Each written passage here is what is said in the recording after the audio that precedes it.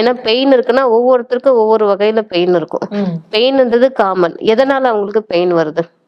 அவங்களுக்கு இப்ப வெள்ளைப்படுத்தல் கண்டினியூஸா இருக்கிறதால பீரியட் டைம்ல பெயின் இருக்கா? இல்ல ஃப்ளோ ஜாஸ்தியா இருக்கா? இல்ல ஃப்ளோ கம்மியா இருக்கா? இல்ல வேற எதுனா கர்ப்பப்பையில இருக்க தொற்றால அவங்களுக்கு பெயின் இருக்கான்னு பார்த்து அதுக்கான நம்ம நேச்சுரல் இயற்கையான மெடிசன்ஸ் கொடுத்தாவே நேச்சுரலா சரி பண்ணிக்கலாம். இவங்க 5 வருஷமா குழந்தை இல்லைன்றாங்க.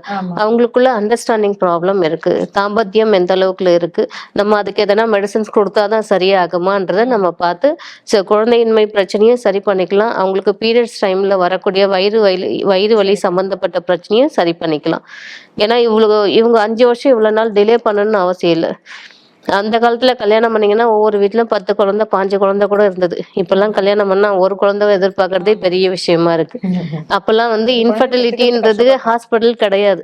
இப்ப எந்த பக்கம் திரும்பினாலும் இன்ஃபர்டிலிட்டி குழந்தையின்மைக்கான ட்ரீட்மெண்ட் சிகிச்சை மையம் தான் அதிகமா இருக்கு.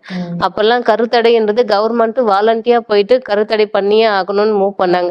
இப்பெல்லாம் அது பண்ணணும்னு அவசியம் இல்லை. ஏற்கனவே நிறைய பேருக்கு குழந்தை பிறக்காமே போயிடுச்சு. ஆண்மை இழந்தவங்க அதிகம், உயிரினங்கள் இழந்தவங்க அதிகம், லேடிஸ்க்கு கர்ப்பப்பை பிரச்சனை வந்தவங்க தான் அதிகம்.